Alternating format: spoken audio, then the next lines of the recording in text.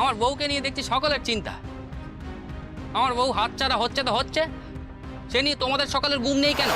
আরে বলছি তোর কচি বউ শহরে একা একা 5 বছর ধরে থাকবে, এখনই তার সব গায়ে একটু একটু শহরে হাওয়া লেগেছে। এই 5 বছরে সে আরো শহরে হবে। বলি তারপরে ডাক্তার হয়ে তোর ওপর কি তার মন থাকবে? বরং তার চেয়ে বলি তুই শহরে যা, তার সঙ্গে থাক, তাকে চোখে চোখে রাখ, নিজেও খানিকটা শহরে ফুলবাবু হ, স্মার্ট হ। আরে কখনো দেখেছিস যে ওই ডাক্তার বাবুয়ের তোর মতো মুখ্য দোকানদার বর? কাকা, এই ধরো তোমার সাবান, আমাকে 10 টাকা দাও আর নিজের ঘরে যাও। আমার বউকে নিয়ে তোমায় এত ভাব দেওয়া হবে না।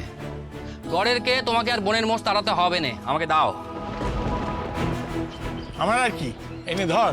হ্যাঁ, ভালো কথা জমানা নেই। হ্যাঁ যাও, ভালো কথা।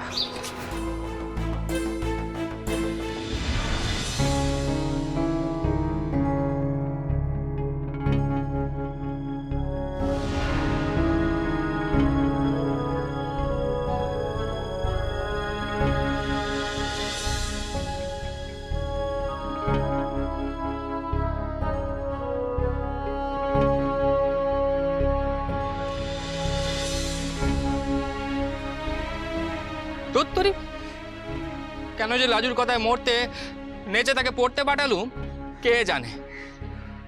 নিজের পায়ে আমি নিজে কুড়ুল মেরেছি।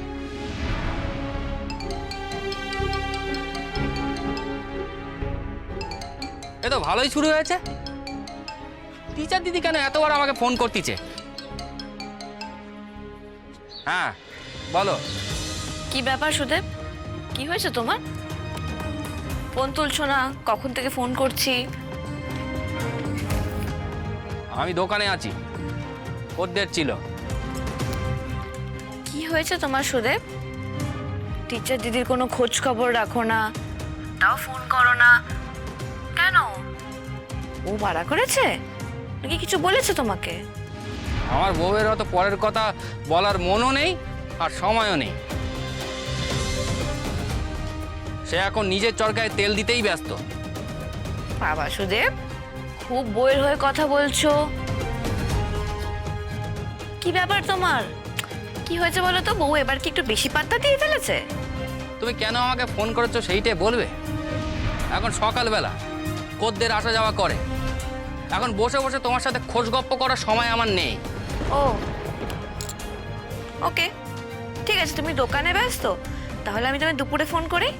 তখন তো চান খাওয়া করবো। তুমি কি বলবে এখনই বলো। সুদেব, তোমাকে আমি যা বলবো সেটা আমার বলতে একটু সময় লাগবে, আর তোমাকেও মন দিয়ে শুনে বুঝতে হবে। মন দিয়ে শুনতে হবে কেন? লাজু কি কিছু করেছে নাকি?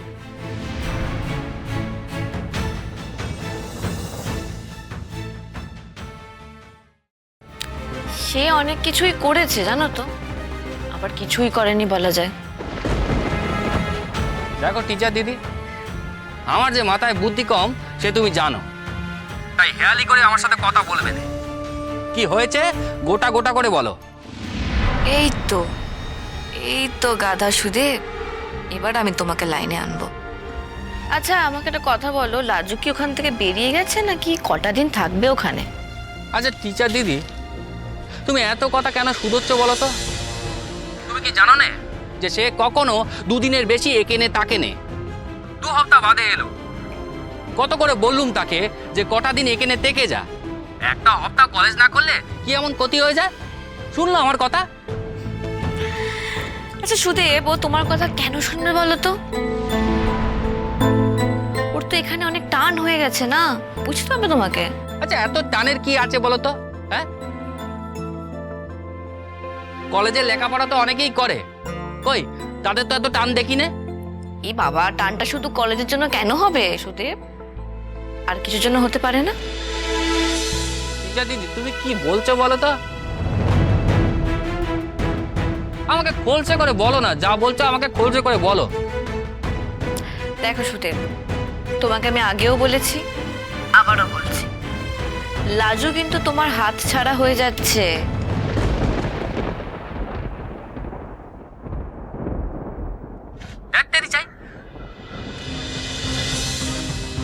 আমার বউকে নিয়ে দেখছি সকলের চিন্তা।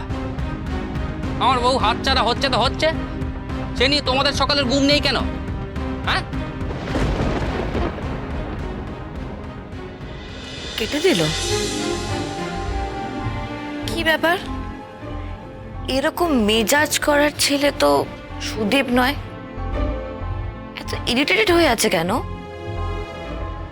আমার মনে হয় এই যে বউ হাতছাড়া হয়ে যাওয়ার কথাটা ওকে আরো অনেকে শুনিয়েছে, ওর বাড়ির লোকেরাই। নিশ্চয়ই বাড়ির লোকেরা ওকে বলছে যে এই লাজুর নাম কেউ আসছে ওদের বাড়িতে যাওয়া। ভালো তো, ভালোই। আমাকে তো এই জায়গাটাতেই আঘাত করে কাজ উদ্ধার করতে হবে। একটা ফোন করি ওকে। না, আমি আর ফোন করব না, দেখি ও কি করে। আই হ্যাভ আ হাঞ্চ ও নিজেই ফোন করবে। ও জানতে চাইবে লাজুর টানটা কিসের। ভালো লাগে না এই অশান্তি। এই একখানা বিয়ে করে আচ্ছা ঝামেলায় পড়ে গেছি। বউ গড় করে নে, সে নিয়ে বাপ মায় দুবেলা আমাকে কথা শুনিয়েই যাচ্ছে, আর এদিকে বাইরের লোক ঠাড়ে ঠোড়ে তাকে নিয়ে কথা বলেই যাচ্ছে। সত্যি তো, কি টানে লাজু এত তাড়াহুড়ো করে কলকাতায় গেল? সে কলেজেই গেছে তো। একটা ফোন করে দেখি, একটা ফোন করি।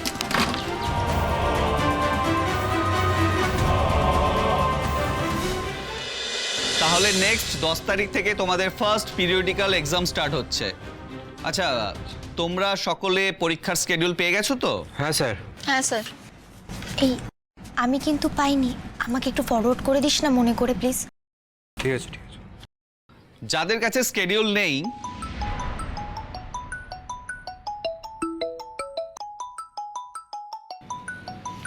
Sir phone.